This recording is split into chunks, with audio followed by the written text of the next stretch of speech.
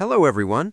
In this video, I'll guide you how to use Payoneer for dropshipping in a practical and beginner-friendly way. Payoneer is useful because it helps you receive international payments and pay suppliers globally.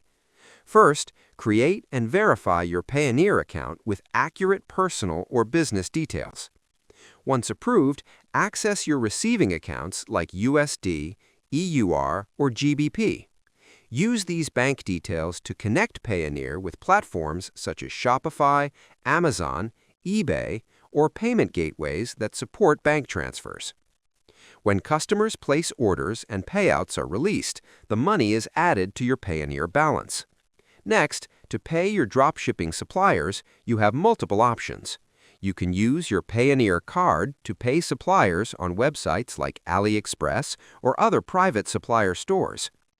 You can also withdraw funds to your local bank and pay suppliers through bank transfer if needed.